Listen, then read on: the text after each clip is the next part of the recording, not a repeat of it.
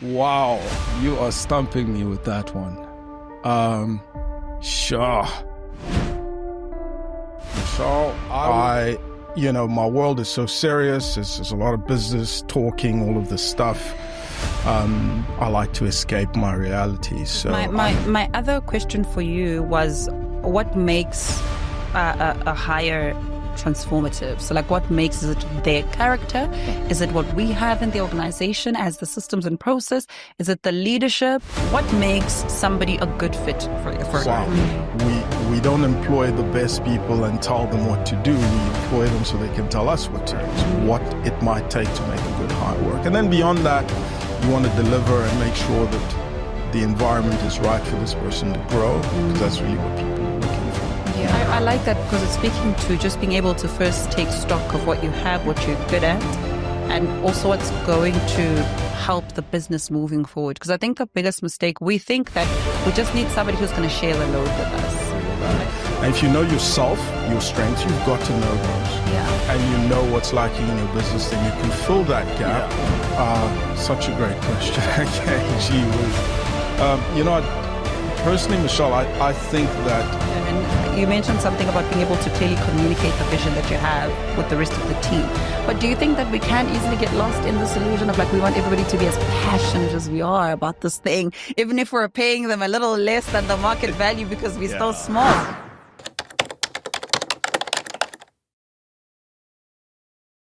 Hello, Resonate community, and welcome to the best and the biggest sales and entrepreneurship podcast in the whole wide world. If you are currently in the building phase of absolutely anything, today's episode is going to speak to you, because we are talking to an expert in the people business. We've spoken to a lot of entrepreneurs on the podcast, and this has been a big pain point for a lot of people. Recruitment, hiring, getting the right team, knowing when you can actually recruit, freelancing. Listen, all of that today, my guest is going to break it down for us.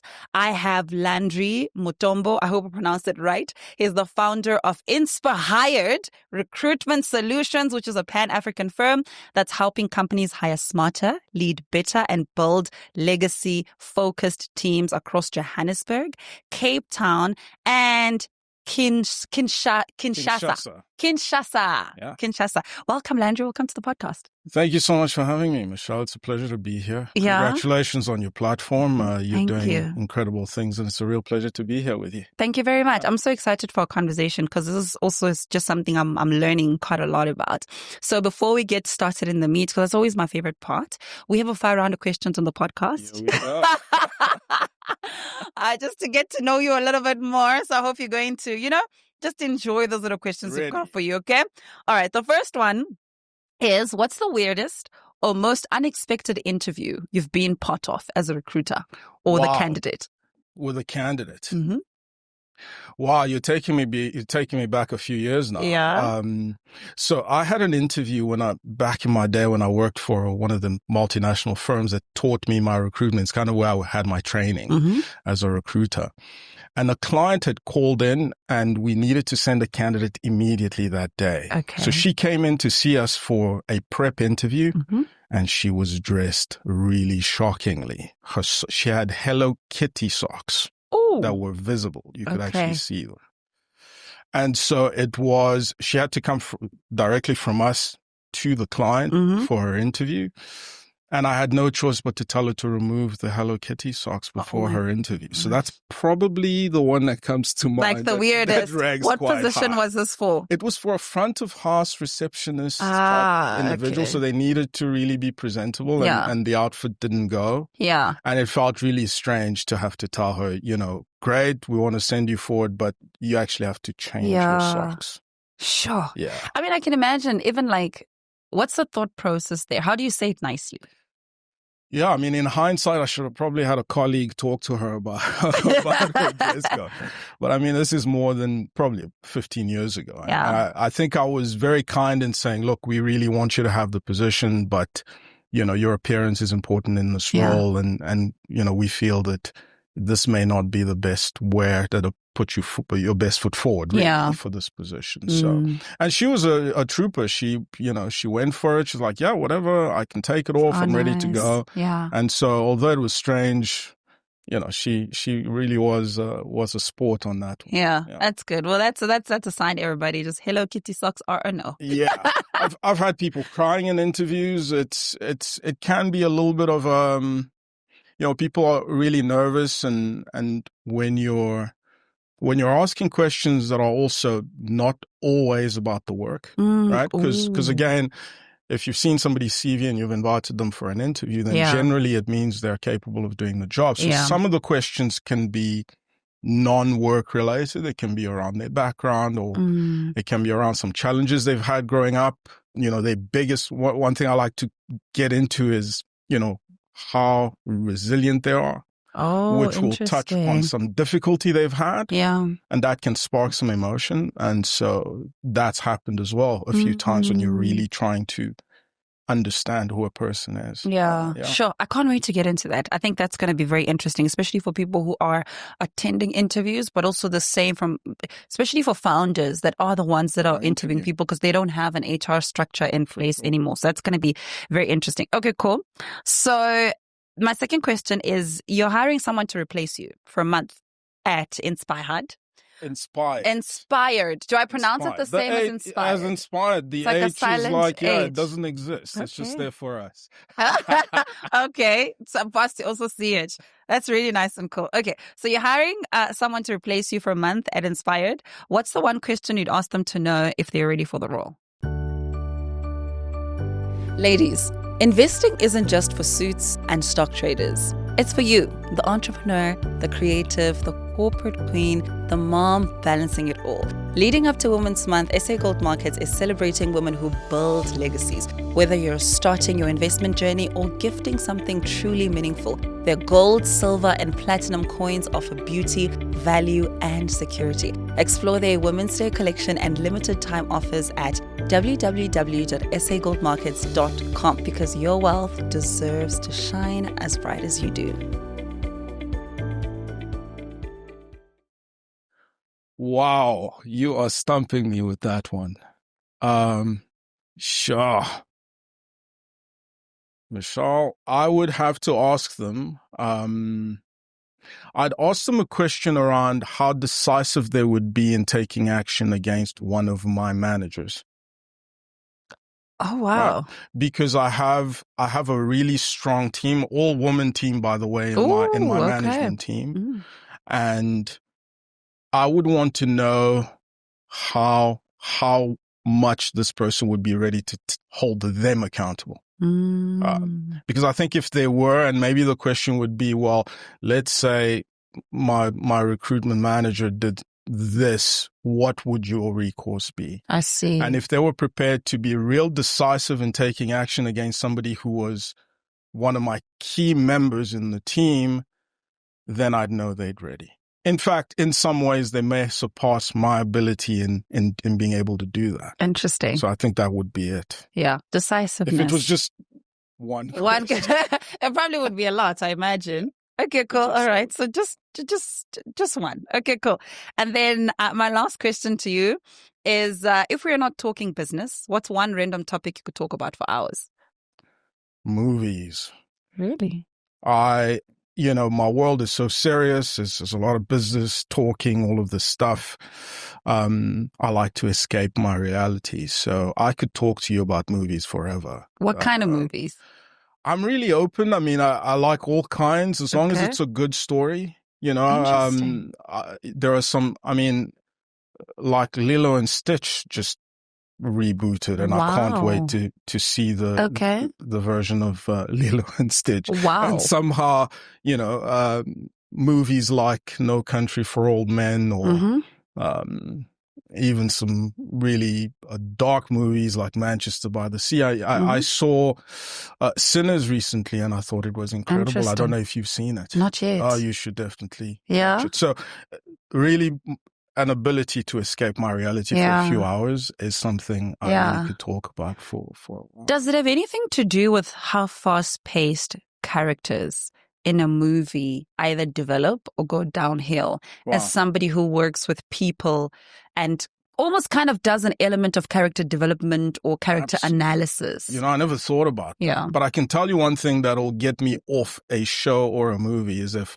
the characters thinking or they're not behaving in a way that makes sense with how you kind of presented the characters. So if they're acting completely off what I think you've told me they're going to act like, so that puts me off. So that's certainly it. Yeah. So that's a good shot. But yeah, I think I just like to escape my reality because reality can be brutal at times. And sometimes just being able to go into a different world for a few hours is great. And I like to talk about it. And analyze, right?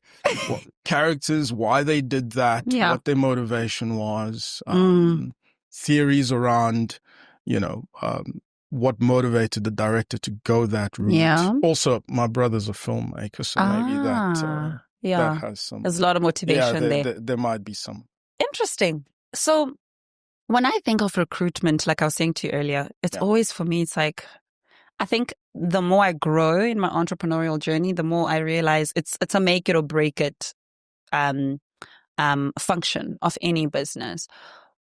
What have you seen as the biggest mistakes people make when it comes to hiring? Yeah.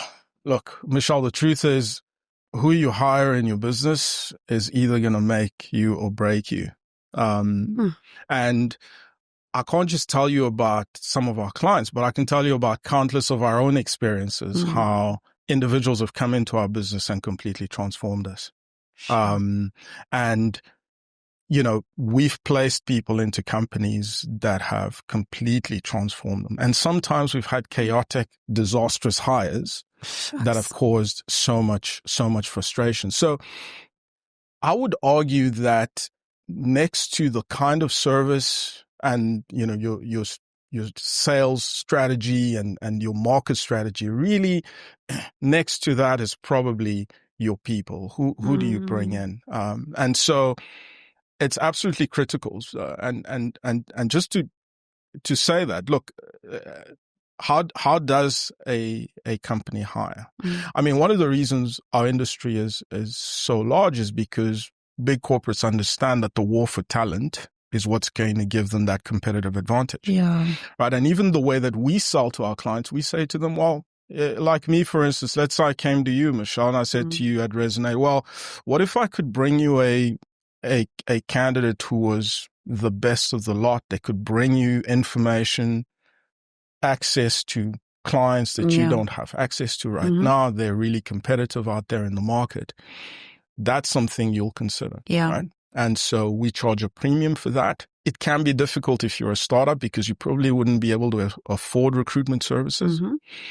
But you just have to keep in mind that this is absolutely crucial. And, I have some thoughts around that, and maybe I'd be happy to get into how a founder could recruit smarter without having to use agencies and make the right hires. Oh, I want to get into that because my other question for you was what makes a hire transformative? So like what makes it their character? Is it what we have in the organization as the systems and process? Is it the leadership? What makes somebody a good fit for a company? Another great question. So I can tell you an example of our firm. Okay. So in 2015, I'd started InspHired. It was just me. And I was just, frustrated from my career. And I thought I could really just let me take a leap of faith here. Yeah. And I have a theory around entrepreneurship being almost like a calling rather than a job. And so, it led me into that path, and it was just on my own. I was privileged enough to have a former colleague join me, and we were okay because we're both really, I'm really sales minded. I'm quite a commercial minded person. I like to sell. I like chasing that next deal. And so this person complimented me because I could do the sales and they could do the delivery part of things, right? So there was a good balance there. But a couple of years, and our business grew, but it stagnated. An individual joined our business later on who was really good at systems and implementing the right management systems within our business, and it transformed us. right? Now, for that to have worked with us, we needed to be open to having somebody like that, right? Come in and teach us something we don't already know. So what you mentioned around leadership, it's pointless getting a really good hire in and then stifling them. It's like what Steve Jobs used to say, we don't employ the best people and tell them what to do. We employ them so they can tell us what to do. So you have to be open to having somebody come in and teach you something new. They have to be really committed to the project. And so when I hire, and it's what I was saying to you about maybe not what's on the CV, because I'm trying to understand what this person's motivations are. Yeah. And it's more like, okay, is this a project you believe in, especially for an entrepreneur? Because you're selling more than, you can't really compete on salaries early on, right? So you have to get this individual to buy into the project. So there's also an ability to communicate your vision and your mission clearly to somebody as a leader, but they have to buy into that. And if they do, then I found that a lot of the time they will outperform what they earn many times over, and they will stay a lot longer with you than otherwise. So maybe those are two aspects that I can think of, even from personal experience, what it might take to make a good hire work. And then beyond that, you want to deliver and make sure that the environment is right for this person to grow, because that's really what people are looking for. Yeah. I think the environment being right for people to grow is something that is, I think for me, it gets top of mind. But I'm going to play out a scenario, and this usually happens for founders a lot, is that we are usually a one-man shop. That's right. And then we get more clients and we get overwhelmed and we think, oh, I need an assistant. Right. That's usually the first person we think about. Yeah. And then we get to a point where we feel like the team needs to grow, but we don't really know. Who do we hire first and what do we need? So how do we actually start doing it's almost like is it a people analysis? Yeah. But how do we know who to hire first? Okay. That's a great question. There's a book called 90 Rules for Entrepreneurs by a local guy. His name is Marnus Brodrake or something. I've not read it, but I've seen it at the bookstore. It's a really good book, and I have to give him props for some of the rules that he's put in there. Now, he reckons you should maybe try to approach it by, I think, replacing yourself as quickly as possible. So hire the skill you need the most, no matter what it costs, because this person will accelerate your growth beyond yourself. Personally, what I would do is, if you're a founder, you're usually really good at something. A lot of us are commercial minded, so we know how to bring in clients, right? A lot of founders, some are more product driven, so we know how to build a product or a service. Whichever one of those you're really good at, I personally think you need to hire somebody who can do the other thing. I see. Because what I've experienced is, okay, I know how to sell, so I sell a lot. Then I need to deliver on the service, and that's why I need an assistant or somebody to deliver on the service. Yeah. So if I'm doing both functions, then you get that yo-yo effect where you have high sales and then you got to stop selling to deliver, and then you got to sell again, and you have this fluctuating timeline of sales. But in my case, and if I were to do it all over again, I would solely focus on business development and get somebody who can deliver on supporting me as best as possible. That's the first need I would fill, rather than somebody who's going to make my run around easier. I'd say, right. If I can't deliver on the sales aspect, then can I do really good at delivery and bring somebody in who's going to do all the commercials and make sure that our sales pipeline and our cash flow doesn't die? I like that, because it's speaking to just being able to first take stock of what you have, what you're good at, and also what's going to help the business moving forward. Because I think the biggest mistake, we think that we just need somebody who's going to share the load with us. But it's like, and what I'm getting from you is, no, you actually need almost a strategy that you're going to bring somebody into to grow the business exponentially as time goes. 100%. That's a brilliant way to put it. And I fully agree with that. And if you know yourself, your strengths, you've got to know those. Yeah. And you know what's lacking in your business, then you can fill that gap. Hopefully it complements you, because the worst thing you can do is stop selling. And then once those sales drop, to pick that up again, the time lag, your cash flow, and you're choked out, and it affects your business critically. Yeah. You spoke a brief earlier when we're doing the fire round of questions around the kind of interview questions that you ask people. And what I kind of got from that was how important somebody's personality, character, and to an extent, a bit of their past contributes to how they show up now. Yeah. When you've looked at top performers and people who really did well in positions in any company or as leaders, what kind of qualities do you think that or have you noticed that they resemble within their roles? Yeah. Such a great question. Okay, gee whiz. Personally, Michelle, I think that, and this could be a biased take. Okay. It could be a biased take because I'm a founder and there are specific things I look for in people. And for me, the number one thing I look for is resilience. I look at somebody's ability to overcome difficulty. And a lot of the time, the only judge of resilience is understanding past experience, right? And so that's what I dig into. And I want to understand what this person has had to deal with and what level it is, because you know what it's like running a business. What you experience versus somebody in your team, you're shielding them from a lot. You're facing a lot. So you have a higher threshold for difficulty, basically. And what you want to get is somebody who has a similar, or at least can grow their threshold for difficulty. So I want to know, what is it that you've experienced? How did you overcome it?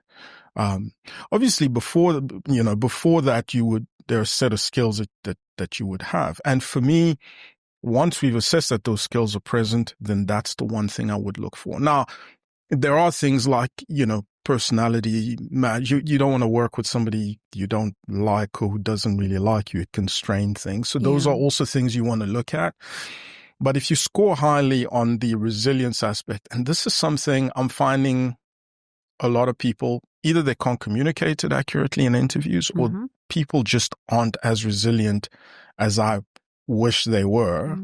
And so when I think about this. When you come into a small business, and if I think of our early days, you're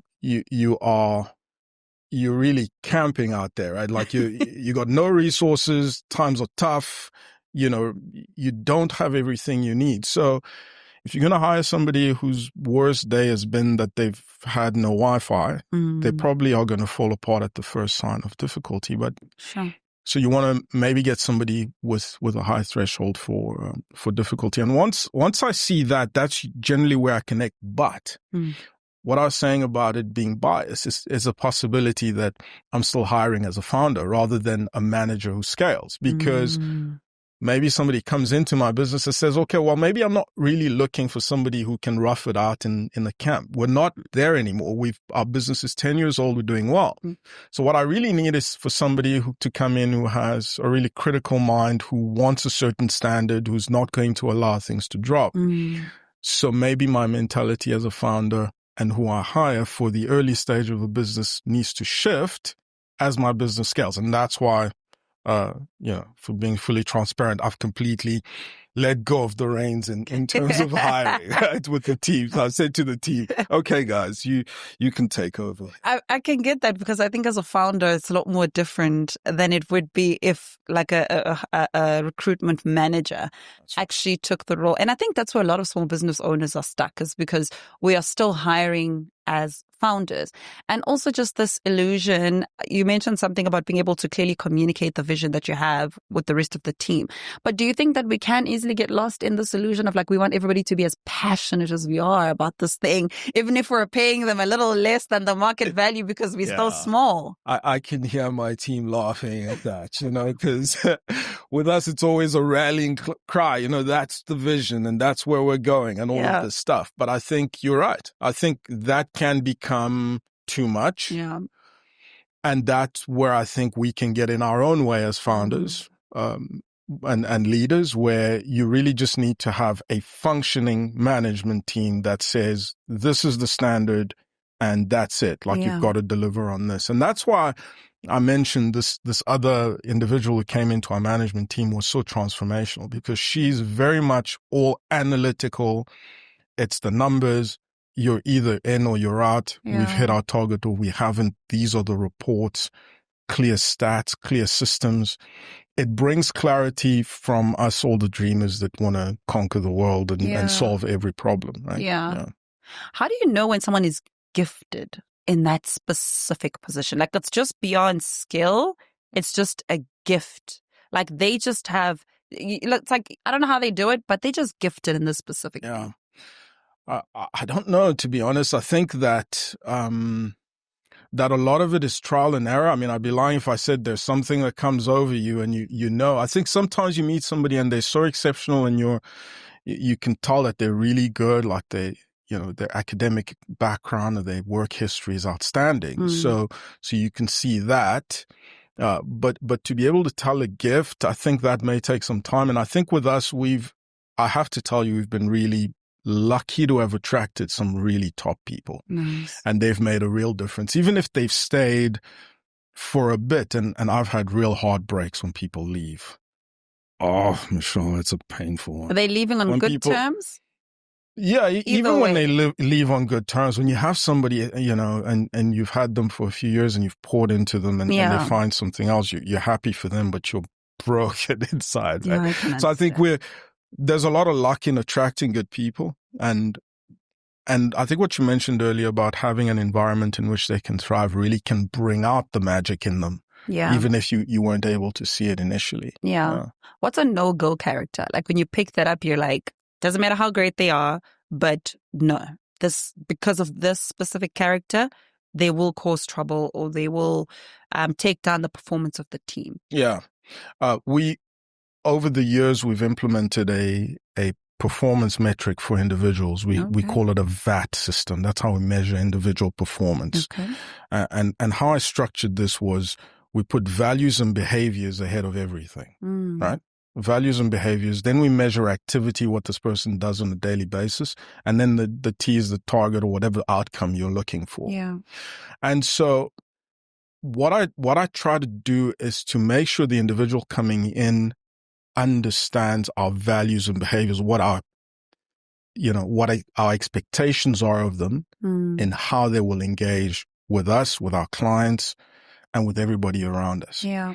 And if the values and behaviors aspect of what they bring in is a no-no, they don't get to play. It's a ticket to the game. They don't even get through the door. Yeah.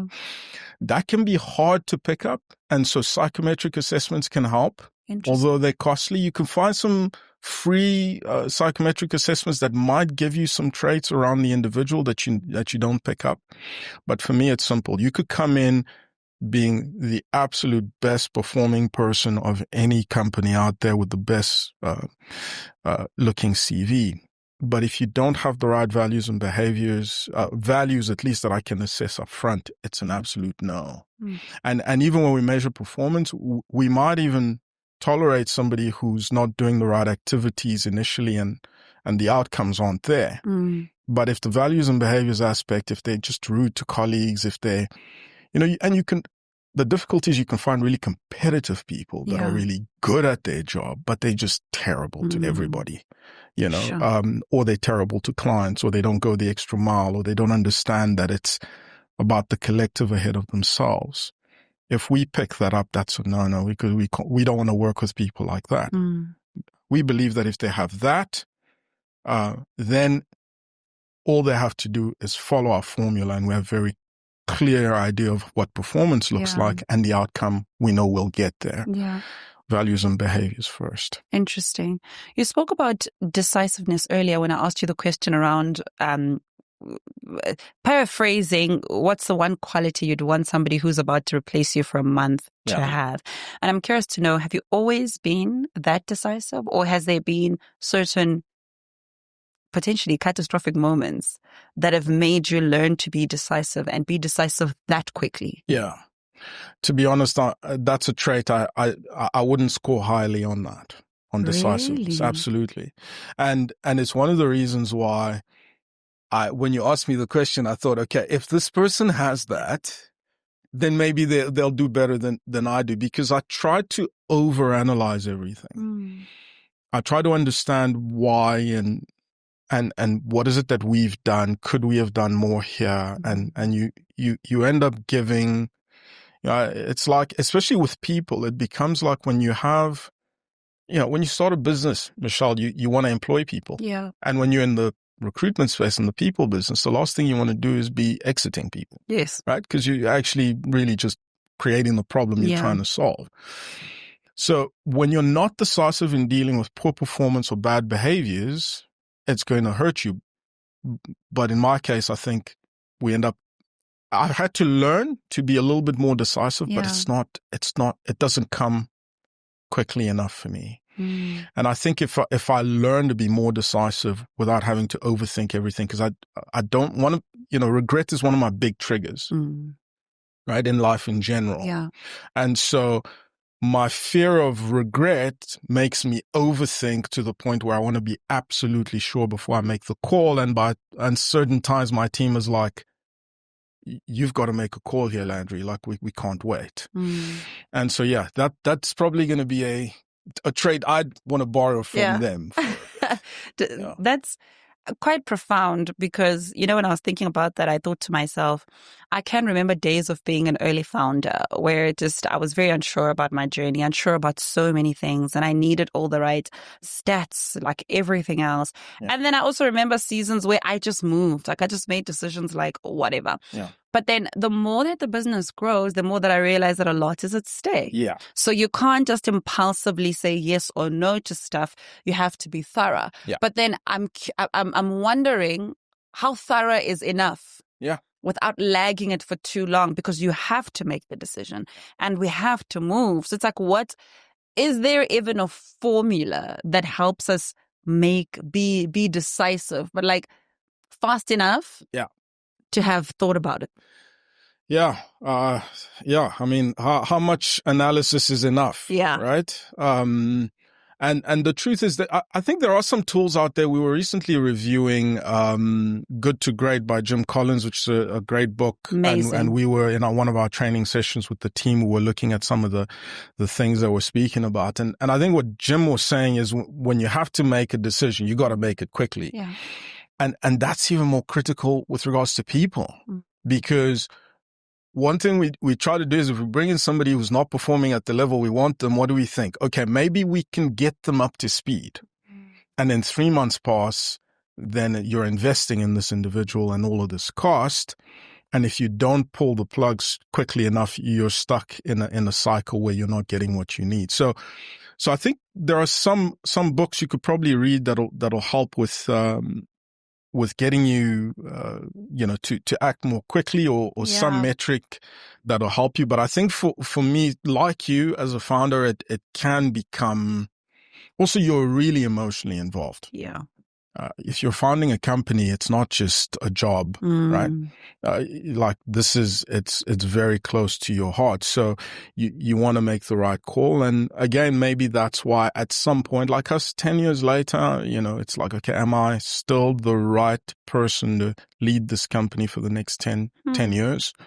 Or am I too emotionally involved? Do I need a more cutthroat CEO to come in and say, no, we don't need to overanalyze. We got to be able to draw the line here and move on. Yeah. You spoke about equipping people and sometimes feeling like maybe we need to walk with them more and hold their hand. What's the balance there as well? Because I think, like you said, sometimes as founders, we can acknowledge that sometimes, especially at early stages, we don't have the right systems yet. Yeah. So we could bring in an expert that's really good, but there's no system in place to carry them through. Yeah. So they might need a little bit more support to understand the business or to understand where we're going because we're not there yet. Yeah. So what's the balance, and what have you seen work in different organizations where there's somebody new, but there's also systems. So we're still working on the internal processes. Yeah. But we need to bring somebody and we're building and flying, basically. That's so true. You've just taken me back to our thinking. But and this is where I'm going to take the conversation back to the right people. Yeah. If you have the best systems and you bring in the wrong people, we've seen this. Those people mess with your system to cover up their bad performance and they destroy your situation. If you bring in the right person even when you don't have the systems, generally they find a cost-effective way to introduce a free version of something. They start using this kind of report. So really the key is to get the right person in ahead of your systems. I see. Systems are second because, again, the right human will work effectively in any environment. And I've seen this where you bring somebody in, you say, right, this is where I'd like to get to. Can you help me? What do you have in mind? Give them an open book. And sometimes they can say, I remember this, I remember that. Let's find a free system online. Let's build this cheap. Whereas when you have the systems, in fact, we found that now that we have all these systems in place 10 years later, it feels like we're getting less performance out of the group than we did before. Wow. Even with we can track. And I've said to the team, we need to be able to track our colleagues' performance from the time they start. We need to be able to project how successful they'll be. And we're still being led back to the talent question. And we're feeling it because we're like, okay. And at some point, I said to the team, well, if we have the right systems, they will help us manage people better. Yeah. But all they do is they just highlight where your problem areas are rather than really solve any real problems. Whereas I think people can solve that system question a lot quicker. So as we are obviously working the systems, building and flying, I want to get into performance management because that is also a thing, all right? You hire somebody, they are on fire, we are doing so great, we're so amazing. And then just down the line, things just start, going sideways. So performance management, right here, but also do we need to, and my question's probably very much layered, but it's performance management, but it's also in hindsight of supporting people going through different life seasons. For instance, they've gone through divorce over the years, they're getting pregnant, they probably lost a parent, whatever could happen in people's personal lives.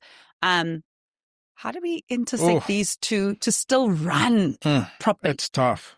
This is one of the toughest things. And COVID really affected us in this sense because I remember coming into the office and I'd said to the team, this thing is not going to sink us.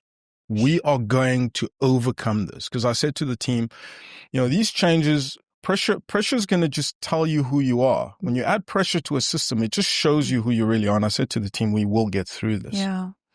But, as we started bills to pay, we had still to get through COVID. And for me, it was, how do you come into an office when people are facing a pandemic, friends are sick, people are dying, and you're expecting them to get on the phone and sell and recruit, when the whole world feels like it's going, it's burning. And even now, there's a lot of things outside of our vacuum where people are really facing difficulty, like you mentioned, divorces and things like that.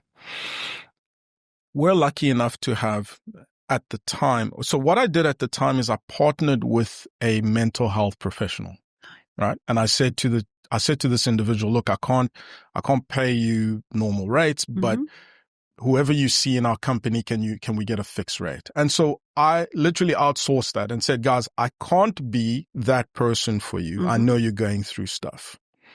Please take that to this individual. Oh, nice. But when you walk through this door, none of that stuff matters because we have to deliver, right? The survival of our firm is at stake.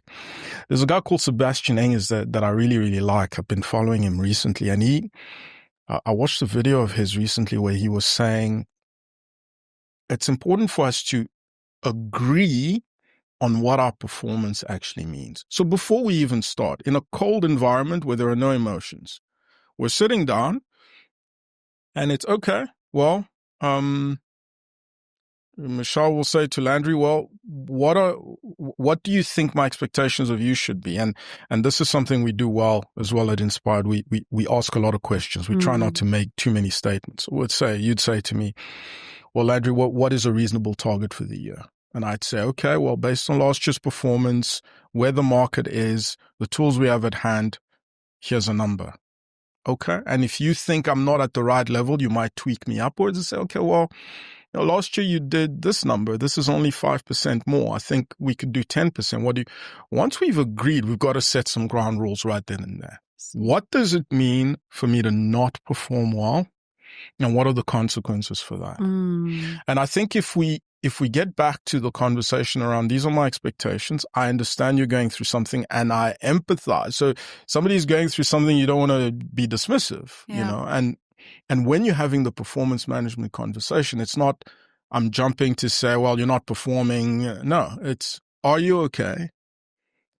Do you know that there are, what is it that I can do to assist? Do you know that there are tools outside of this environment in which you can seek help, and we're happy to support you with that? But what we can't allow is for our office to turn into a pity party, because we all have these issues that we have to deal with, but we need to be ready to go, and it's a competitive environment. And that can be tricky because sometimes you can come across as being cold and uncaring. And so it's a balance. I to be honest, I just outsource it and say, I'm here to support you and I'll listen if you'll allow it. But that's really where you need to be talking to somebody else when we're here. And what I also say to the team is, when you're not well, don't come to work. I'm a firm believer of that. Do not work when you're not well. I will rather say to an individual who says to me, I'm not okay, take 6 months off if you need to, right? Not ideal, but. Yeah, I was going to say, so who's doing their work? What is happening? Who's going to incur the cost of a new person that needs to fill their role so that their deliverables, it's not ideal, but I would rather say, look, if you need to take a sabbatical, a few months off, if we can't pay you, your job's still here, let us know, we'll do your leave or whatever it is, so that you don't have this limbo, an individual who's not well, but they still come into work and they're performing at 50% of their ability. Now, I want you at max performance, or I want you resting, for either physical or mental health issues. Yeah. Okay. Talking about performance management, what are your thoughts on, this has been an interesting question I've been asking a lot of high-level founders and people in recruitment, is what are your thoughts on working from home?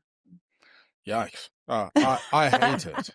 I personally can't work from home. For yourself? I can't work from home. Okay.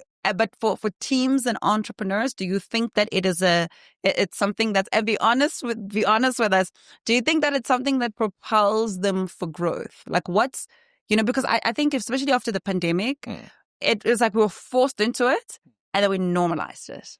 So my question's going to be very much based on myself. I don't want my team working from home. Okay. I don't like it. I think that, but again, it's based on my personal experience. So in the morning, I want to get up, do whatever my routine is, and then I want to get up and go, right? Because then I feel like I'm in a different space. My body knows when I walk into the office, I'm ready to go. But I've always been the kind of person who doesn't mix that. I'd rather stay at the office until 10 p.m. When I get home, my laptop doesn't come out the car. I'm home now. Wow. I don't mix the two because, and maybe there's some body memory for me as well there, because the minute I walk in, I got the fridge here, I want to interact with my son and all of those good things. So I don't want my home space to be a workspace as well. When I'm at the office, I've got my setup, I'm locked in. And so I project that on my team for sure. For a long time, they were saying, we can work from home, we're not like you. And I was like, absolutely not. Yeah.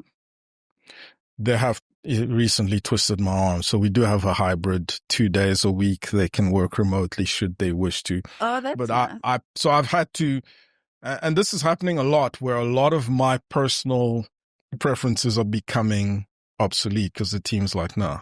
We're moving beyond you almost, which is a good thing. Yeah. I've always wanted to build a business that transcends me as an individual. So that those are good signs. I personally think if you're effective in your home space, great. But, if you're not, find a little coffee shop or, even, you get these hybrid working spaces that can really be good. You can meet good people. You can make great connections in those places. So if you have that kind of focus, I don't have it. When I'm home, I tend to not want to work. So I have to almost shock my body out of its state and say, let's go. And then I can get a kick in the day and move on. Yeah. Would you have been so accommodating with the team working from home like 8 years ago or 9 years ago when everything was just still very delicate? Because I think majority of founders are there. Everything is so delicate. And leading up to what I want to ask you is everything is so delicate that there is the battle of either hiring full-time people or hiring several freelancers. And then now, because with freelancers, everybody is working from home or in the comfort of their own offices, whatever the case is, and you are the founder. What's the middle ground there? When do we say, now we must build and we must do everything internally? Because I can imagine it's so much easier to have the team in the office and say, what's happening with that document? What's going on? As opposed to you think, I need to call that person. Then you forget. And then tomorrow comes and so many things lag. So you're actually moving slower than you would, in my experience at least. No, you're 100% right. And when somebody's not in the office, it's like they don't exist almost. It's like I'm not going to, I like collaboration. And I like you said, give me a quick update. If I have to call you, then maybe that falls down the pecking order in terms of priorities. Now, we're 10 years in, and it's only this year that I've kind of said, okay, we can do 2 days a week. And even before that, it was performance-based. I said to the team, if you're not on target, you don't have this option. It was almost rewards-based. So we scrapped that, and now everybody has access to it. But early on, it was not an option. You have to come into the office every day, set hours. The problem with that is, how do you manage? And we touched on performance management, and you can either manage using time or outcomes. And sometimes, and this is the criticism that I've had to face, is, okay, Landry, you're saying our people need to come in for a fixed period of time, but it's not really about how much time they're spending in the office. It's about how productive they are. So if we measure their output better and they're more effective at home, why do you want to see them in the office? And I'm like, okay, but it's better collaboration. I want to see and feel that they're here and that they're doing what they need to. And my teams had to remind me to say, well, how you feel doesn't necessarily equate to an outcome. So you have to think about that as a founder, but you mustn't be afraid to say, I don't care what you think. You come in every day. Your second question around freelancers or employing somebody, I personally believe in control and closing the accountability circle, the loop, right? Sure. I want one person who's accountable. If you can create that with multiple freelancers, that's fine. But in my personal experience, if somebody's working on a lot of projects, how are they prioritizing your specific outcomes and what are you getting from them? It may work, but my preference is to say, even if I got a more junior person in, cost, right? A graduate, and we've had some outstanding graduates come through. Sure. Yeah, we've had some of our best hires have been fresh out of varsity with an honors degree, and they've come in. One of our best performers at the moment, who I really, really like, is no prior experience. So you might be able to do that and hold one person accountable, train them and mold them. Provided you can pass that type of skill on. But if it's a skill that's really, really out there, you may have to outsource, but I wouldn't advise that. I would say own your entire cycle. Own it, have oversight over it, and leave nothing to chance. And that way you can hold one individual accountable for the outputs from that desk. Very interesting. I like the work from home answer. I've been asking it to everybody, and I'm getting the same response. And I think it's so important to mention, especially entrepreneurs on like the founders' delicate phase, working from home is doing an injustice to your business. And I think beyond just a work ethic, but just the potential of meeting so many people. Yeah. We had a sales and entrepreneurship summit a few months ago, and I was telling everybody that the speakers, and these are high-level global speakers that came to that event, that spoke, are people I met in different workspaces.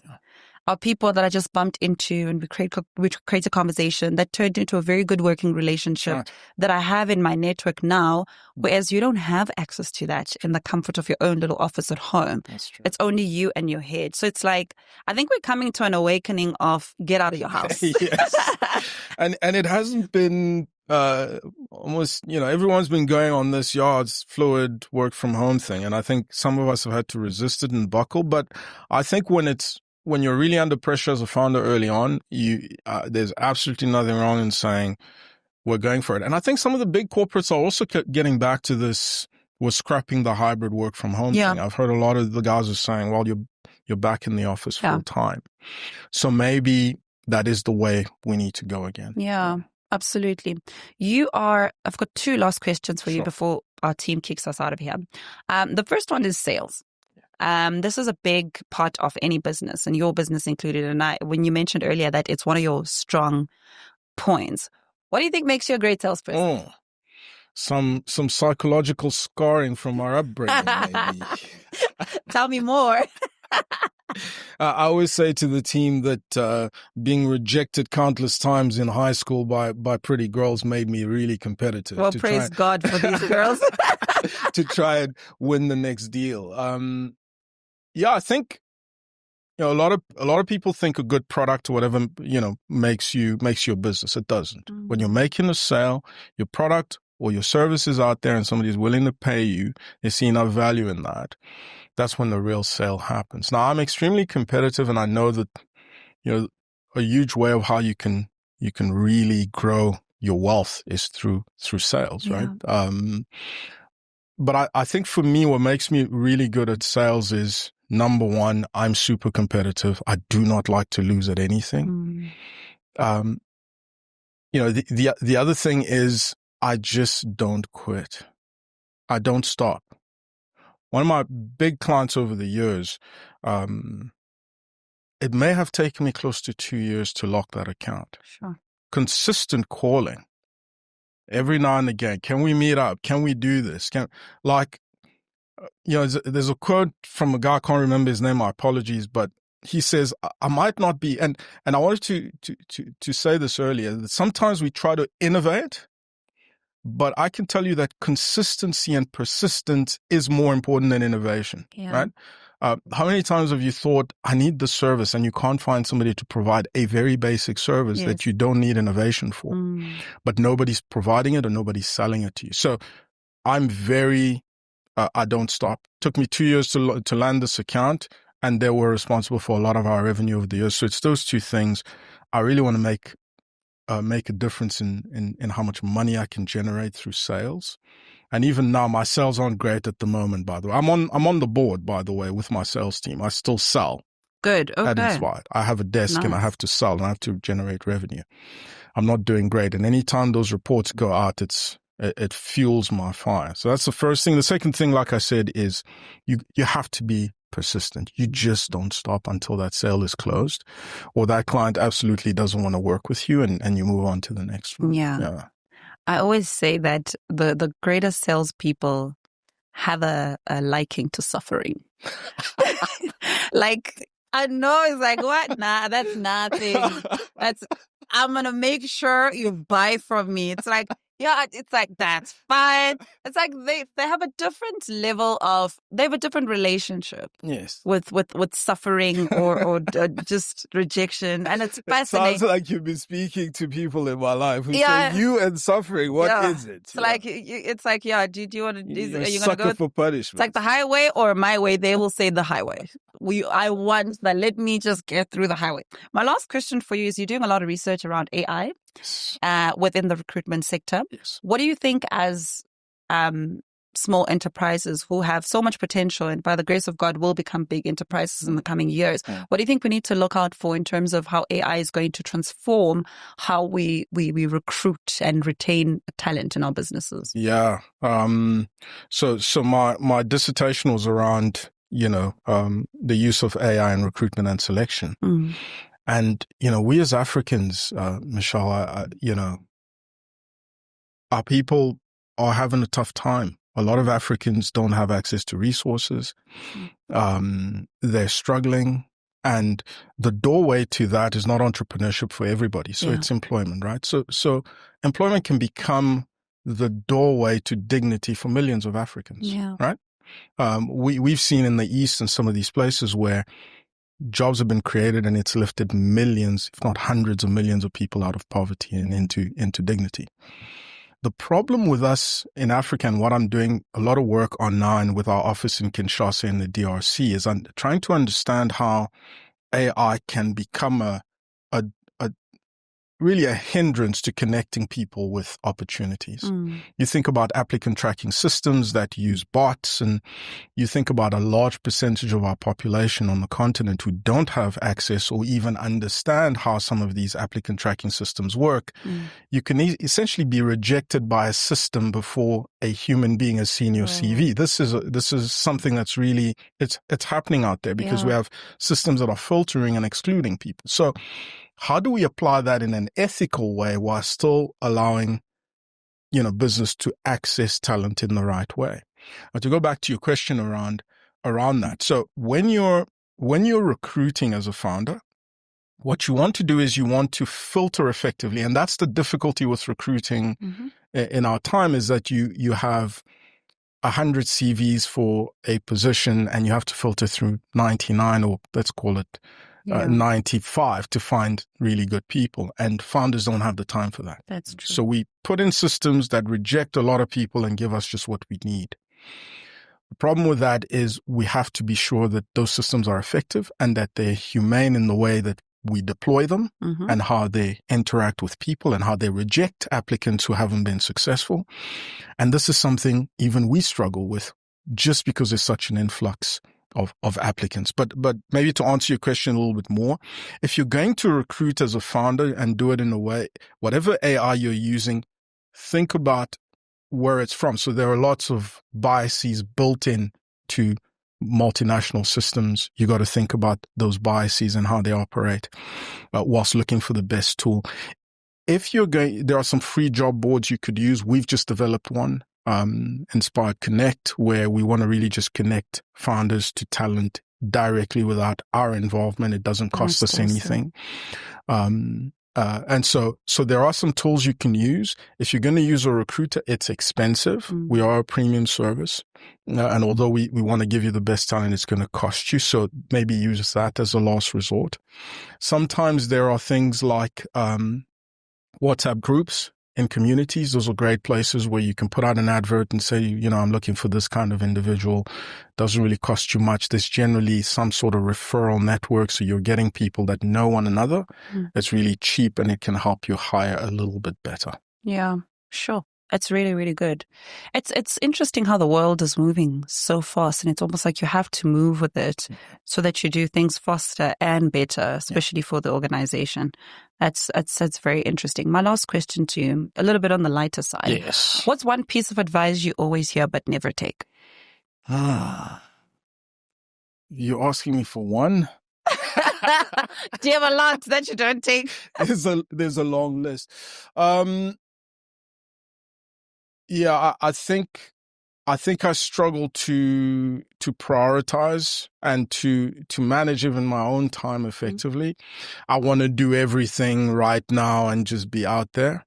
But, being very clear about what's important and what's not, and just making the right decisions about what's important right now. And not everything is critical and not everything has to be done today. So maybe prioritizing a bit better. That's one of like a very long 165 a long list pieces of advice. Landry, thank you so much for joining me and having this conversation. It literally felt like a consultation. Wow. Yeah. I'm going to send you the No, I didn't say it for that. I just, thank you. I'm selling it. But yeah, it definitely did feel like a consult just on how the growing entrepreneur can look at recruitment, hiring, people skills and performance, because these are big things. In the beginning, we're always thinking sell. But if the business comes in, are we able to retain? Yeah. And the determiner of being able to retain that business is the people that we are entrusting our clients with in our absence. So when the phone rings, who's responding? Yeah. When the email's sent, who's responding and how are they responding? And, when are they responding? Just the small little details actually start mattering.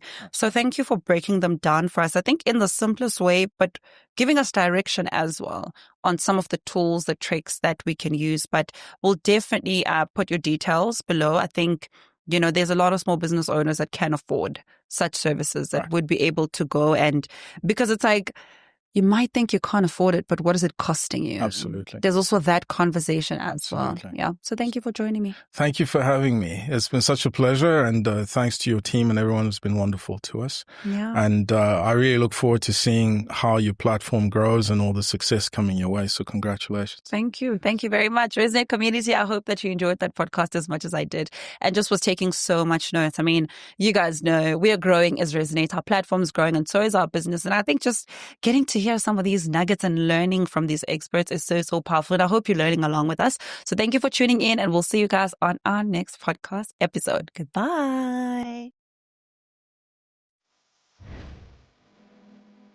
What do you give the woman who inspires you, challenges you, and holds everything together?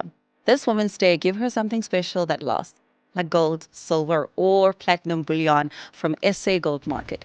It's more than just a beautiful gift. It's an investment in her legacy. So whether this is your mother, your wife, daughter, or colleague, honor her with a symbol of enduring value and strength. This woman's collection includes elegant gift sets, collector's coins, and investment options to suit every budget. So make this Woman's Day unforgettable and shop at www.sagoldmarkets.com.